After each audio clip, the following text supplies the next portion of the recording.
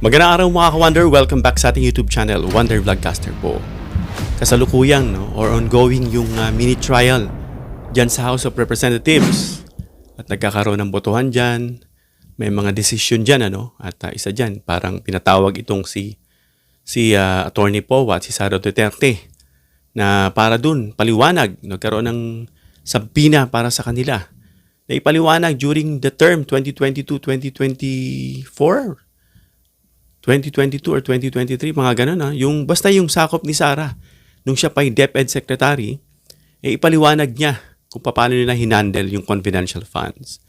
I don't know kung sisipot sila, gaya nga na sinabi nila, dati hindi sisipot si Sara sa una lang, at a-attend lang yung mga council. Pero ngayon, mukhang hindi na sila talaga sisipot kailanman.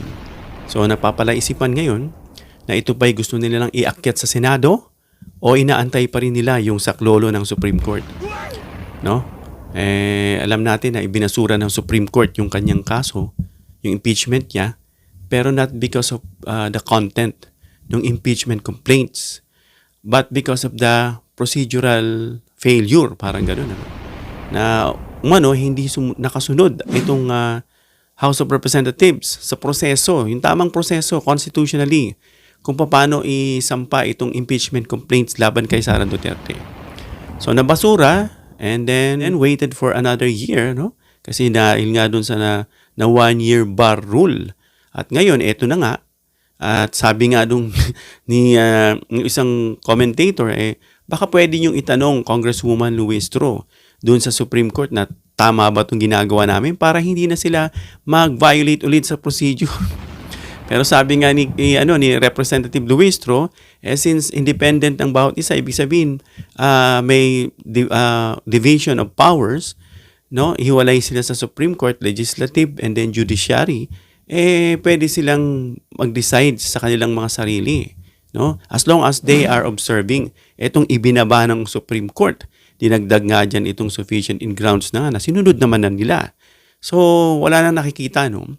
At besides dyan, meron ding prerogative ang Senate na mag-conduct ng trial kung gusto nila, no? Kahit nag-submit, ito po yung based dun sa research natin, kahit na nag-submit pa ng ad cautelam itong kampo ni Sara Duterte, na sabi nga, an answer that is not an answer.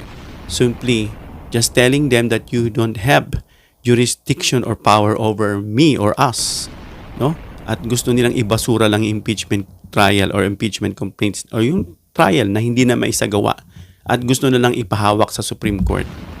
Well, anyway, pag-uusapan natin itong mga ka-Wonder, may video rito na this video is based doon sa interview. Parang ganun na dating dito kay Sal Panelo na isa sa council, if not council, one of the DDS supporter. Nagsabi raw itong si Panelo na may life threat o death threat daw itong si Sara Duterte. At masyasyak ka dahil ang death threat ay nagmumula daw kay Ramil Madriaga. So yun yung babalita ngayon na ang pagkakadating mga ka-Wonder parang isang, kumbaga itong kanilang scriptwriter matatawa ka mga ka-Wonder dahil nakakaisip niya kung ano naman yung irarason at gagawin nilang mga parte ng kanilang playbook. Naisip niya itong medyo romantic tragedy na style. Bakit? Kasi sabi, parang obsessed daw itong si Madriaga dito kay Sara Duterte. Kaya, kumbaga parang yun ang ayon dito sa video, panoorin natin mga ka-Wonder. Parang para walang makinabang, papatodas na lang daw, mga ganun. So, panoorin natin itong video mga ka-Wonder. Nakakatindig balahibo ang naging revelasyon ng abogado ni Sara Duterte na si Attorney Panelo sa interview niya sa SMNI with Banat Bay. Sa katunayan, kahit wala akong balahibo, tingnan nyo, nagsipagtayuan sila, talo pa ang nilagyan ng rapi. Through my imagination, hindi para matakot, hindi para magulat, kundi para tumawa ng malakas. Mga ganito, ha, ha, ha, ganon. So, ayun na nga mga palalabs. Ayon kay Panelo, meron daw planong assassination kay Sara Duterte. Wow, nakakatakot. Hindi ako natatakot para sa buhay ni Sara. Natatakot ako paano na naman nila lulusutan ang panibagong script na to na gustong ipapatay si Lustay. So, ang kwento sa planong assassination na yan ay ito. Ang planong assassination daw ay gawa ni Ramil Madriaga at ng grupo niya. Dahil daw sa matinding obsession, matinding paghanga, pagpapantasya, pagkakagusto ni Ramil Madriaga kay Sara, nauwi sa planong assassination. So ano yun? Para walang makinabang kay Sara, ipapapatay na lang ni Madriaga. Ganun ba yun? Wow, ang haba ng hair mo, Inday. Pakihila, natatapakan ko, hayop. So yun mga ka-wonder, yan. Dun nga sa interview, hinahanap ko yan kanina, no? Yung interview niya kay Banat. Hindi ko makita, no? And I'm running out of time na rin kasi may lakad tayo mamaya. Well, ayon nga rito kay Neds, ito ay yung interview ni Panelo dyan kay Banat Bay sa SMNI, na ito raw si Ramil ay nagpaplanong patayin itong si Sara Duterte.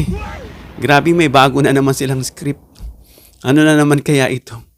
Parang sa panahon ng ating Pangulo, etong mga sa side ni Sara, no, nababasa rin natin, mga komento ng tao na tinik sa lalamunan itong mga ito. Na dapat matapos na. Kung makulong, ipakulong na yan. Ang daming mga playbook na mga roles, tumatakbong story sa kanila, sa kanilang playbook. So, dapat, I don't know kung ano yung, siguro napapanood lang to ni PBBM, hinahayaan niya lang yan sa mga taong dapat kumilos para dyan, ano? Kasi wala tayong naririnig dahil ang Pangulo ay trabaho lang ng trabaho.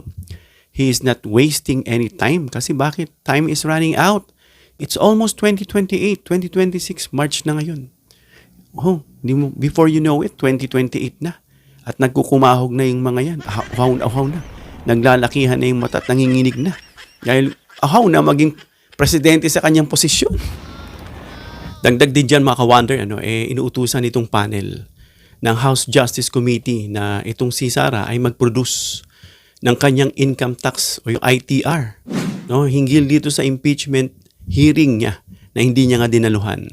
Dahil dyan sa inutos na yan na mag-produce siya ng official document. Itong ITR is official document mga ka-wonder na gagamitin yan sa korte. Ito yung mga income niya, no? Yung mga taxes paid niya. No? Kung siya ba'y nagbabayad ng tax dun sa income na pumapasok sa kanya, kasi biglang lumundag ng 88 million siya. At yung mga source of earnings niya. No, hinihingi ito madalas mga ka-wonder para i-audit siya. No? Dagdag na naman trabaho to sa COA at i-audit siya. At imbestigahan siya sa isang mga legal proceeding ginagawa ito mga ka-wonder. Ngayon, itong sinasabing pagka ito ay nagkaroon ng discrepancy, no? At makita rito na hindi tugma yung income niya sa lifestyle niya, sa assets niya, at hindi siya nag-declare ng anumang income niya, pwede itong magbukas ng sinasabing tax evasion. No, may marinig pa tayong kumakalat diyan na ill-gotten wealth niya. No, isa rin 'yun sa papaliwanag niya.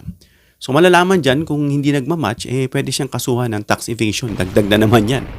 At gamitin ito bilang ebidensya sa ibang kaso niya, gaya nung nabanggit nating unexplained wealth mga ka-wonder. No, so 'yan, pinapasampi na siya ulit. Hindi natin alam kung ito po'y isasampa na diyan sa Senado o makikialam pa rin itong Supreme Court. Hindi natin alam mga ka-wonder, kaya tayo'y magbabantay. Dapat ang masunod dito ay ang konstitusyon. Hindi yung overreaching. Hindi yung mga magkakaroon ng judicial, hindi magkakaroon ng legislative judicial dito. Gaya ng sinabi ni Tito Sen. At dapat mapalitan na yung ating konstitusyon. Para ma-stipulate dyan yung talagang eksaktong limitation ng bawat branches na para walang mga overreaching at hindi na magpapatupad bigla ng batas. Magugulat ka na lang na meron palang ganun. No? At sinusunod na lang yan ng ibang abogado kasi nga sila ay abogado at may mga certain reason sila kung bakit daw sundin yan. Well, anyway, magbabantay tayo mga taong bayan. At kung posible na sinunod nga ng House of Representatives ang lahat ng procedure na inutos ng Supreme Court. And yet may nakita pa rin na parang nakikita nating medyo hindi tama. Na parang minamaneuver na yung batas.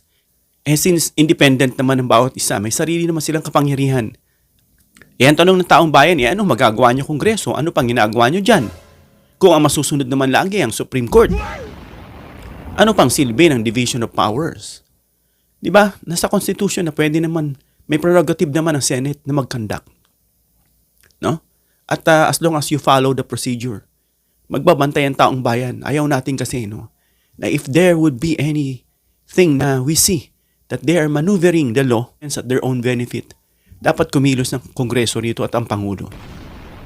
At ang taong bayan ay sisigaw at mananawagan.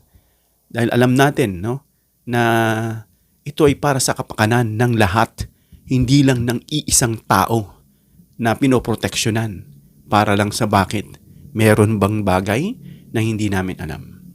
Hanggang dito na mga ka-wonder, comment down below your opinion para mabasa natin at marespondihan. Please give me a thumbs up if you like this video. Please share this video para malaman nila kung ano yung pinag-usapan natin ngayon. Please subscribe, hit the notification bell icon and choose all bilang suporta sa aming mga content creators. Hanggang sa muli mga ka-wonder, God bless.